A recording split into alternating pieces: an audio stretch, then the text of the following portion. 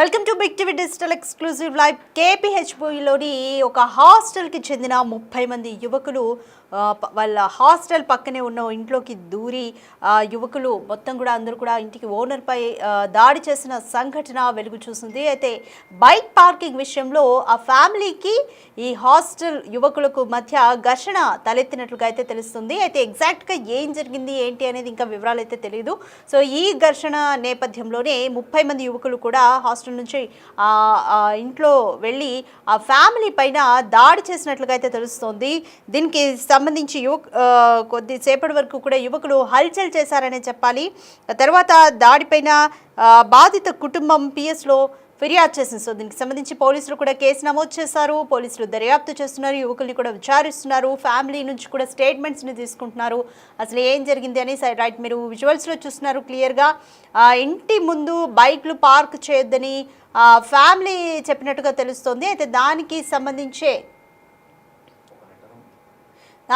సంబంధించే యువకులందరూ కూడా ఘర్షణకు దిగినట్లుగా అయితే అర్థమవుతుంది. సో మీరు విజువల్స్లో క్లియర్గా చూస్తున్నారు. ఆ ఇంటిలోకి 30 మంది వరకు కూడా హాస్టల్ యువకులు ఒక్కసారిగా చొరబడి ఫ్యామిలీపై దాడి చేసినట్లుగా అయితే అర్థమవుతుంది. ఆ విజువల్ని కూడా మీరు బిగ్ టీవీ స్క్రీన్ మీద చూస్తున్నారు. అయితే కొద్దిసేపటి వరకు ఆ ఇంట్లోకి ప్రైవేట్ హాస్టల్లో ఉంటున్న 30 మంది యువకులు కూడా చొరబడి ఆ ఫ్యామిలీ మీద దాడి చేసి వీరంగం సృష్టించారు, ఒక హల్చల్ చేశారు, ఒక హడావిడి వాతావరణాన్ని ఉద్రిక్తతని క్రియేట్ చేశారనే చెప్పొచ్చు. దీనికి సంబంధించి బాధిత కుటుంబం కూడా పోలీసులకు ఫిర్యాదు చేశారు. సో పోలీసులు కూడా కేసు నమోదు చేసి దర్యాప్తు చేస్తున్నారు. సో చూడాలి ఏం జరుగుతుంది. ఇంకా అసలు ఎగ్జాక్ట్ బైక్ పార్కింగ్ విషయంలో ఏం జరిగింది ఏంటి అనేది ఇంకా వివరాలు కూడా పూర్తిగా తెలియాల్సి ఉంటుంది. ఏది ఏమైనప్పటికీ కూడా ఒక ఫ్యామిలీ అంటే ఒక నలుగురికి మించి ఉండరు. వీళ్ళు 30 మంది వరకు చేరి చొరబడి ఇలా దాడి చేయడం అయితే ఒక అన్యాయం, ఒక హేయమైన చర్యగానే చెప్పాలి. సో ఒకసారి ఈ దాడికి సంబంధించి విజువల్స్ ఉన్నాయి, చూద్దాం.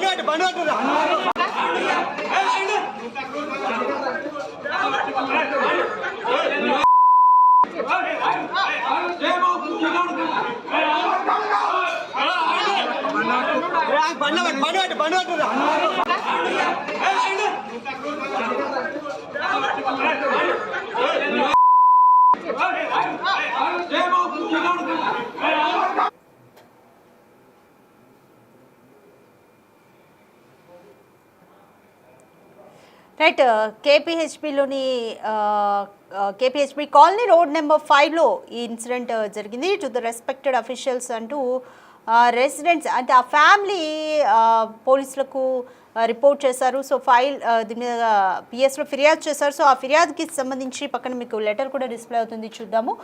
The family repeatedly asked them not to park the bikes in front of the house and even informed the hostel management but no action was taken. So వాళ్ళు క్లియర్గా చెప్తున్నారు, మా ఇంటి ముందు బైక్స్ పార్క్ చేయొద్దు అని కూడా క్లియర్గా చెప్పినప్పటికీ హాస్టల్ మేనేజ్మెంట్కి కూడా మేము పలుమార్లు చెప్పాము, బట్ ఎటువంటి యాక్షన్ కూడా తీసుకోలేదు. మేనేజ్మెంట్ కూడా దీని మీద ఎటువంటి రెస్పాన్స్ ఇవ్వలేదు అనేది వాళ్ళు చెప్తున్నారు. Later around 30 hostel residents attack the family. Some entered the house and assaulted the wife.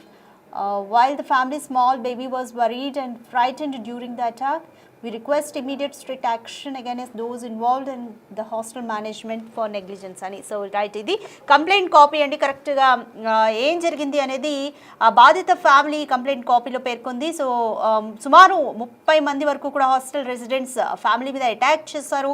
So మా ఫ్యామిలీలో ఒక చిన్న పాప కూడా ఉంది. సో బేబీ ఈ అటాక్ అంతా చూసి కూడా చాలా భయపడింది. డ్యూరింగ్ ద అటాక్ తను చాలా ఫ్రైటన్ అయింది, భయపడింది, సో ప్యానిక్ అయింది అనేది కూడా వాళ్ళు క్లియర్గా చెప్తున్నమాట. ఏది ఏమైనప్పటికీ కూడా ఒక 30 మెంబర్స్ సో బలం ఉన్నారు. సో అది ఎవరి వైపు న్యాయం ఉంది అన్యాయం ఉంది అనేది పక్కన పెడితే ఒక 30 మెంబర్స్ వరకు కూడా అలా వెళ్ళి ఒక ఫ్యామిలీ మీద అటాక్ చేయడం అనేది కూడా నిజంగా హేయమైన చర్య.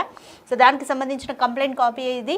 సో ఇన్సిడెంట్ని రిపోర్ట్ చేసింది ఆ ఫ్యామిలీ పోలీసులకు. సో ఈ ఘటన అంతా కూడా కేపీహెచ్పీ కాలనీ రోడ్ నెంబర్ 5లో జరిగింది. సో పోలీసులు ఈ సంఘటనకి సంబంధించి ఎటువంటి యాక్షన్ తీసుకుంటారు అనేది కూడా చూడాలి. ఇంకా డీటెయిల్స్ కూడా తెలియాలి. దీనికి సంబంధించి మోర్ డీటెయిల్స్ మా ప్రతినిధి గౌతమిని అడిగి తెలుసుకుందాం. రైట్ గౌతమి, సుమారు 30 మంది యువకులు కూడా చొరబడి ఆ ఇంట్లో ఉన్న ఫ్యామిలీ పైన అటాక్ చేశారు. వాళ్ళు క్లియర్గా చెప్తున్నారు, మేము హాస్టల్ మేనేజ్మెంట్కి కూడా పలుమార్లు చెప్పాము మా ఇంటి ముందు బైక్స్ పార్క్ చేయొద్దు అంటూ కూడా. సో ఎగ్జాక్ట్గా ఏం జరిగింది, ఎందుకని ఇంతవరకు ఈ ఘర్షణ వచ్చింది అనుకోవచ్చు? కనుక తెలుసుకున్నట్లయితే ఈ మధ్య కాలంలోని హాస్టల్స్ ఏవైతే ఉన్నాయో ప్రతి గల్లీకి మనం చూసుకుంటే ఇళ్ల మధ్యనే హాస్టల్స్ అనేవి ఈ మధ్య ఏర్పడిపోతున్న పరిస్థితులు ఉన్నాయి. ఎందుకంటే ఫ్యామిలీస్ ఉన్న దగ్గర కావచ్చు, లేకపోతే స్కూల్స్ దగ్గర, కాలేజెస్ దగ్గర, ముఖ్యంగా ఫ్యామిలీస్ ఉన్న ఏరియాస్, ఇండివిజువల్ హౌసెస్, ఇలా రెంటల్స్ ఇలాంటి వాళ్ళు ఉన్న ఏరియాస్ లోని అదే ఒక ఏరియాలోని దాదాపు 2 నుంచి 3 వరకు హాస్టల్స్ అయితే పెట్టడం జరుగుతుంది. విమెన్ హాస్టల్స్ అని చెప్పి, లేకపోతే జెంట్స్ హాస్టల్స్ అని చెప్పి, లేకపోతే లివింగ్స్ అని చెప్పి ఇలాంటి హాస్టల్స్ ఎక్కువ ప్రాధాన్యత ఇవ్వడం అండ్ ఈ మధ్య కాలంలో బిల్డింగ్స్ అన్ని కూడా కట్టేసి రెంటల్ కి ఇవ్వకుండా హాస్టల్స్ ని రన్ చేయడం అన్నది మనం చూస్తూ ఉన్నాం. ముఖ్యంగా ఈ హైదరాబాద్ లోని దట్టు కేపీహెచ్పీ ఏరియాలోని ఏ విధమైన డిమాండ్ ఉంటుంది, కోచింగ్ సెంటర్స్ కి వచ్చే వాళ్ళు ఉంటారు, లేకపోతే హాస్టల్స్ కి వచ్చే వాళ్ళు ఉంటారు, ఆఫీసులు, సో జాబ్ చేసుకునే వాళ్ళు ఎక్కువ శాతం హాస్టల్స్ ని ప్రిఫర్ చేయడం వల్ల ఇళ్ళని రెంటల్ కి అంటే ఫ్యామిలీ మెంబర్స్ కి ఇవ్వడం కూడా మానేసి రెంటల్ కి ఇచ్చేస్తే మనకి ఎక్కువ మనీ వస్తుంది కదా, అదనపు డబ్బు మనం వసూలు చేయొచ్చు కదా అని చెప్పి ఎక్కడికక్కడే ఏ విధంగా పుట్టగొడుగుల్లాగా హాస్టల్స్ ఈ మధ్య పెరిగిపోతున్నాయి మనం చూస్తూ ఉన్నాం. అయితే ముఖ్యంగా ఇళ్ల మధ్య ఇలాంటి హాస్టల్స్ రావడం వల్ల చుట్టుపక్కల వాళ్ళందరికీ కూడా చాలా వరకు ఇబ్బంది అవుతుంది అండ్ డిస్టర్బెన్స్ గా కూడా మేము ఫీల్ అవుతున్నాము అని చెప్పి పలుమార్లు సార్లు వాళ్ళు పోలీసులకి కంప్లైంట్లు ఇవ్వడం కావచ్చు, లేకపోతే మీడియాతోని మాట్లాడిన సందర్భాలు కూడా మనం చూసాం. ముఖ్యంగా లేడీస్ హాస్టల్స్ అన్నవి పక్కన పెడితే లేడీస్ వల్ల కూడా వాళ్ళు ఏ విధమైన ఇబ్బంది పడుతున్నారు, లేట్ నైట్స్ రావడం, లేకపోతే డ్రెస్ సెన్స్ కావచ్చు, ఇవన్నీ కూడా గల్లీలో వేసుకొని తిరుగుతూ ఉంటారు. ఇళ్లలో ఉన్న మా భర్తలు కావచ్చు, లేకపోతే మా పిల్లలు కావచ్చు, చూస్తే పరిస్థితి ఏంటి, ఆడపిల్లలు ఆ విధంగా ఉండడం ఏంటి, మా ఇళ్ల ముందే సిగరెట్లు కాలుస్తారు అని చెప్పి మాట్లాడిన పరిస్థితులు ఉన్నాయి. ముఖ్యంగా ఇప్పుడు ఈ అబ్బాయిలు ఈ హాస్టల్ కి సంబంధించి ఈ ఇష్యూ కనుక మనం చూసుకుంటే ఈ పార్కింగ్ ఏదైతే ఉందో హాస్టల్స్ లోని అవైలబిలిటీ అన్నది ఉండదు. మనం సెల్లార్ కూడా చూసుకుంటే కింద వాచ్మెన్ కి ఇవ్వడం జరుగుతుంది అండ్ గల్లీలోనే వీళ్ళు బళ్ళు పెట్టడం వల్ల అక్కడే రెంట్ ఉన్న వాళ్ళు కావచ్చు, లేకపోతే ఓన్ అపార్ట్మెంట్స్, లేకపోతే ఓన్ ఫ్లాట్స్ ఉన్న వాళ్ళు కావచ్చు, వాళ్ళు బళ్ళు ఎక్కడ పెట్టుకోవాలి, ఇంటి ముందు తీసుకొచ్చి పెట్టినప్పుడు క్వశ్చన్ చేయడానికి కూడా లేదు. ఈవెన్ మేనేజ్మెంట్ ని క్వశ్చన్ చేసినా కూడా మాకు సంబంధం లేదు అన్నట్టు వాళ్ళు కూడా కేర్లెస్ గా మాట్లాడడం అండ్ ఇక్కడ స్టూడెంట్స్ ముఖ్యంగా వీళ్ళు కూడా ఏ విధంగా మాట్లాడతారో మనం ప్రత్యేకంగా చెప్పాల్సిన అవసరం లేదు. ఎవరైనా క్వశ్చన్ చేసినా బండి ఎందుకు పెట్టారు అని క్వశ్చన్ చేసినా కూడా ఇక్కడ కూడా అదే జరిగింది. వీళ్ళు మీరెవరు మమ్మల్ని అడిగేటోళ్ళు, ఇది మా హాస్టల్ ముందు పెట్టుకుంటాము, మీకు ఇబ్బంది అయితే మీరు ఎవరికైనా చెప్పుకోండి అని చెప్పి అది గొడవ అన్నది తర్వాత ఒక్కసారిగా పెరగడం కావచ్చు. వెంటనే 30 మంది వరకు వాళ్ళ ఇళ్ల పైన దాడి చేయడం కూడా అక్కడ జరిగింది. దీనికి సంబంధించిన సీసీటీవీ ఫుటేజ్ కూడా మనం చూడడం జరిగింది.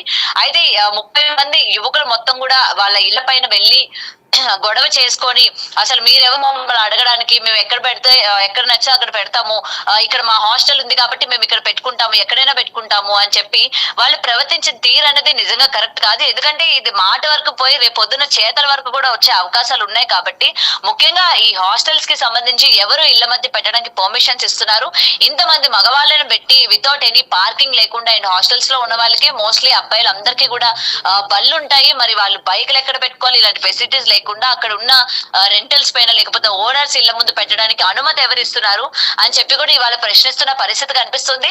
అండ్ ఈ చుట్టుపక్కల ఈ ఫ్యామిలీ ఏదైతే ఎఫెక్ట్ అయ్యారో వాళ్ళు కూడా పోలీసులకి ఫిర్యాదు చేయడం కూడా జరిగింది. మరి అయితే పోలీసులు కూడా తగిన చర్యలు తీసుకొని ముఖ్యంగా హాస్టల్ అక్కడ రన్ చేస్తున్న యాజమాన్యంతో మాట్లాడి వీళ్ళు ఎందుకు ఈ విధంగా దాడికి ప్రయత్నించారు, లేకపోతే వీళ్ళకి అసలు ఎవరు అధికారం ఇచ్చారు, వీళ్ళు దాడికి వెళ్లే ముందే ఇంత ఇష్యూ అవుతుంటే అక్కడ సీసీటీవీ ఫుటేజ్ ఉంటుంది, సీసీ కెమెరాలు ఉంటాయి, కింద వాచ్మెన్స్ ఉంటారు, మరి మీరందరూ ఏం చేస్తున్నారు, గొడవ ఆపకుండా దాడికి వెళ్లే అంత వరకు కూడా ఏం చేశారు అని చెప్పి ప్రశ్నించే అవకాశాలు కూడా ఉన్నాయి. ప్రెసెంట్ వాళ్ళ ఫ్యామిలీ మెంబర్స్ అయితే దీన్ని మేము లైట్ తీసుకోవడానికి లేదు, డెఫినెట్ గా చర్యలు తీసుకోవాలి. ఎందుకంటే ఈ రోజు ఈ ఫ్యామిలీ అయింది, రేపు పొద్దున వేరే ఫ్యామిలీ అవుతుంది. ఇవాళ కొట్టడానికి తిట్టడానికి వచ్చేటోళ్ళు రేపు పొద్దున్న ఏదైనా చేయడానికి వెనుకాడరు. ఎందుకంటే సిచ్యువేషన్స్ ఆ విధంగా ఉన్నాయి కాబట్టి తగిన చర్యలు తీసుకోవాలి అని చెప్పి పోలీసులకి ఫిర్యాదు లెటర్ లో కూడా రాసినట్టు మనకి క్లియర్ గా కనిపిస్తుంది Radhika. Right, thank you Gautami. Right, so situation అంతా కూడా క్లియర్గా అర్థమవుతుంది. రైట్, హైదరాబాద్లో కూడా చాలా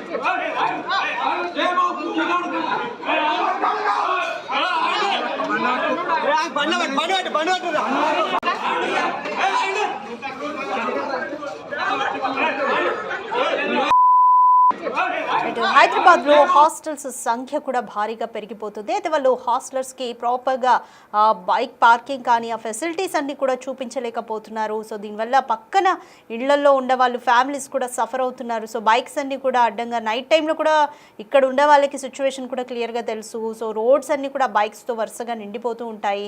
సో ఫ్యామిలీస్ కూడా కొంత సఫర్ అవుతున్న మాట కూడా వాస్తవం అనే చెప్పాలి. సో ఈ నేపథ్యంలోనే ఇలాంటి ఘర్షణే తీవ్ర రూపం దాల్చింది. కేపీహెచ్బిలో రోడ్ నెంబర్ 5లో ప్రైవేట్ హాస్టల్లో ఉంటున్న 30 మంది యువకులు పక్కనే ఉంటున్న ఫ్యామిలీ మీద పార్కింగ్ విషయంలో ఘర్షణ తలెత్తి 30 మంది యువకులు ఒకేసారిగా ఫ్యామిలీ మీద అటాక్ చేశారు. ఆ ఫ్యామిలీలో చిన్న పాప కూడా ఉంది. ఈ అటాక్ అంతా చూసి ఆమె ప్యానిక్కి గురైంది అంటూ కూడా ఫ్యామిలీ ఆవేదన వ్యక్తం చేస్తుంది. వాళ్ళు పోలీస్ స్టేషన్లో ఫిర్యాదు చేశారు. అసలు ఆ ఫ్యామిలీ ఏం మాట్లాడుతున్నారో ఒకసారి చూద్దాం. ఈ హాస్టల్ ఓనర్స్కి చాలా సార్లు ఇంటిమేట్ చేసామండి. ఆల్రెడీ వీళ్ళకి చెప్పి మనం చెప్పిన తర్వాత కూడా బళ్ళన్నీ అడ్డంగానే పెడుతున్నారండి. డైలీ వాళ్ళకి హెచ్చరించినా కానీ వాళ్ళ బళ్ళన్నీ ఇక్కడ మన గేట్ ముందు పెట్టి ఉంచడంతో మనం సీటు చింపామని చెప్పి వాళ్ళు వచ్చి మీదకి వచ్చి దౌర్జన్యంగా కొట్టారు. 20 మంది నుండి 30 మంది వచ్చి 20-30 మెంబర్స్ దాకా వీళ్ళు ఇష్యూ సాల్వ్ చేసుకోవాలని చెప్పేసి గేట్ వేసేసినా సరే ఆ గేట్ బదలు కొట్టుకుని మరీ లోపలికి వచ్చి గోడల మీద చదివి ఇంకా మొత్తం లోపల దాకా వెళ్ళిపోయి ఇష్టం వచ్చినట్టు కొట్టేశారు. అంటే మాకు ఇక్కడ పెట్టుకున్న ఇష్యూ కాదు, అసలు గేట్ తీసుకుని బండి కిందకి దింపడానికి కూడా లేకుండా చేసేసారు. అందుకని ఆయన అట్లా చేయాల్సి వచ్చింది. ప్రతి డే ఇన్ఫార్మ్ చేస్తూనే ఉన్నాము, కానీ ఎటువంటి మార్పు లేకుండా కంటిన్యూస్ అట్లానే పెట్టేయడం వల్ల మేము ఇష్యూ అలా సీట్ చింపడం జరిగింది. దానికి వాళ్ళు చంపేసేదాకా కూడా వచ్చేసారు లోపలికి. 20-30 మంది కలిపి హాస్టల్ అందరూ కలిసి వచ్చి చాలా దారుణంగా బిహేవ్ చేశారు. ఆల్రెడీ వాళ్ళ వల్గర్నెస్ గురించి అన్ని చాలా సార్లు ఇన్ఫార్మ్ చేశాం, కానీ ఎప్పుడు రెస్పాన్స్ లేదు. రీసెంట్ గా మన ఇష్యూ అయినప్పుడు కూడా మమ్మల్ని పోలీసులే పెట్టుకోమన్నారని కూడా చెప్పారు వార్డెన్. సిగరెట్లు అయ్యి కాల్చడం, లేడీస్ ఉన్నారు, పిల్లలు ఉన్నారని కూడా మినిమం లేకుండా బిహేవ్ చేయడం, ఇన్ఫార్మ్ చేసినా సరే అట్లానే ఉండడం, డ్రింక్ చేసి బాటిల్స్ అవి పాడేయడం, అక్కడ విండో దగ్గర ఏమో బెట్టింగ్ గేమ్స్ అవి ఆడడం, వల్గర్ మాట్లాడి గట్టిగా మాట్లాడి మేము లోపల డోర్స్ వేసుకుని ఉన్నా సరే వినిపిస్తున్నాయి, అంత వల్గర్ గా మాట్లాడుకున్నారు. వెళ్ళి కంప్లైంట్ చేస్తే మాకేం వినిపించలేదని సింపుల్ గా చెప్పేస్తున్నారు వార్డెన్స్ కూడాను. మాకైతే ఇక్కడ కంపల్సరీ ఇష్యూని సాల్వ్ చేస్తారని అనుకుంటున్నాము. పోలీసులు స్పందించి వెంటనే చర్యలు తీసుకుని ఇక్కడ హాస్టల్స్ రిమూవ్ చేసేయాలని కోరుకుంటున్నాం. మేము ఎప్పుడు ఇలాగే దారుణంగా ఎప్పుడు పెడతారు. మార్నింగ్ నైట్ అని ఏముండదు. ఏమైనా మెడికల్ ఎమర్జెన్సీ అయినా, ఏం ఎమర్జెన్సీ అయినా, పిల్లలతో ఉన్నా సరే, ఏ ఎమర్జెన్సీ అయినా ఎవరు రెస్పాండ్ ఎవరు చెప్పినా సరే ఎప్పుడు ఇట్లానే ఉంటుంది. ఇది ఇక్కడే కాదు, కేపీహెచ్పీ మొత్తం మీద ఇష్యూగానే ఉంటుంది. వెంటనే దీనికి స్పందించాలి. ఏదైనా మెడికల్ ఎమర్జెన్సీ అయ్యి మా ప్రాణాల మీదకి వస్తే ఎవరిది రెస్పాన్సిబిలిటీ? ఇలా ఉండటం వల్ల చాలా ఇబ్బంది అవుతుంది. దీని వల్ల మేము చాలా స్ట్రగుల్ అవుతున్నాం.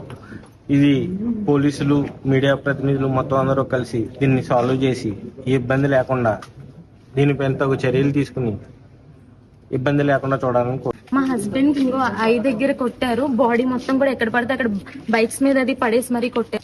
వెనక షర్ట్ అయింది చింపేసి ఎలా పడితే అలా లాగేసి ఇటు పడితే అటు పడేశారు. మా బ్రదర్ కి ఏమో ఇక్కడ ఇంజూరీ అయ్యింది. వీళ్ళు ఎంత ట్రై చేసినా సరే ఆగుదామని తిన హ్యాండ్ కూడా బ్రేక్ అయిపోయింది. ఆల్రెడీ వాళ్ళు ఎంత ట్రై చేసి డోర్ క్లోజ్ చేసుకున్నా సరే వాళ్ళు బద్దలు కొట్టుకుని మరీ లోపలికి వచ్చారు. 30 మెంబర్స్ దాకా వచ్చేసారు. హాస్టల్ వార్డెన్స్ కూడా ముందుకు వచ్చి ఎవ్వరిని ఆపలేదు, ఇంకా ఎంకరేజ్ చేశారు. అన్ని హాస్టల్స్ కలిపి గట్టిగా అరిచి వాళ్ళని ఇంకా ఎంకరేజ్ చేశారు ఆ 30 మెంబర్స్ ని. పోలీస్ వచ్చినప్పుడు కూడా అరిశారు. ఈవెన్ వీళ్ళు పోలీస్ స్టేషన్ వెళ్ళిపోయాక కూడా చాలా గట్టిగా అరిసి చాలా న్యూసెన్స్ చేశారు. వెళ్ళిపోయాక కూడా మీరేం పీకుతారు, మీరేం పీకలేరు, కంటిన్యూస్ గా ఇదే ఇష్యూ ఉంటది, ఎవరు ఏం పీకలేరు, పోలీసులు కూడా పోలీసులే పర్మిషన్ ఇచ్చారు అన్నట్టుగా చెప్పారు వార్డెన్ అయితే వచ్చి. పోలీస్ పేరు చెప్పి మమ్మల్ని భయపెడదామని చూస్తున్నారు. మాకైతే ఇక్కడ సేఫ్టీ అయితే లేదు. మమ్మల్ని భయభ్రాంతులకు గురి చేస్తున్నారు. మేము ఎంత ఓపిక్ గా పోనీలే అని చూస్తున్నా సరే వాళ్ళు ఇంకా రెచ్చిపోయి ఈ రోజు ఇక్కడ దాకా తీసుకొచ్చారు. అయితే కేసు పెడతారు, ఏం చేస్తారు, మామూలే కదా, అవసరమైతే మీ బిల్డింగ్ కూడా ఇచ్చేయండి అన్నట్టుగా మాట్లాడారు. కొట్టారయ్యా పాప అందరికీ కొట్టారు. ఈ అబ్బాయి వాళ్ళు తాగొచ్చి గొడవ చేయడము, ఈ అబ్బాయి బళ్ళు పెట్టొద్దని చెప్తున్నా కూడా వింటలేదు వాళ్ళు.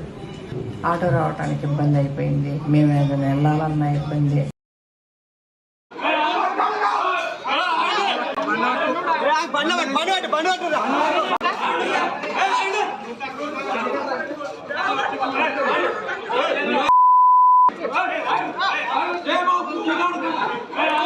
రైట్, బాధిత ఫ్యామిలీ కూడా ఏం మాట్లాడిందో చూసాము. సో క్లియర్గా 30 మంది యువకులు కూడా ఒక దౌర్జన్య ధోరణిలో వచ్చి, అంటే హాస్టలర్స్ అక్కడ ఎక్కువ సపోర్ట్ ఉంది అన్న ఇదితో వాళ్ళు మాట్లాడారని బాధిత కుటుంబం అయితే చెప్తున్నారు. హాస్టల్ మేనేజర్స్ అందరూ కూడా, మేనేజ్మెంట్ అంతా కూడా వీళ్ళని ఎంకరేజ్ చేశారు అని కూడా బాధితులు అయితే చెప్తున్నారు. మహా అంటే కేసు పెడతారు, మీ బిల్డింగ్ కూడా ఇచ్చేయండి అని మాట్లాడినట్టుగా చెప్పారు అంటూ కూడా ఫ్యామిలీ అయితే చెప్తుంది. సో దీని మీద పోలీసులు తగిన చర్య తీసుకొని ఆ యువకులకు శిక్ష పడేలా చేసి మాకు న్యాయం చేయాలి అంటూ కూడా డిమాండ్ చేస్తున్నారు బాధిత కుటుంబం.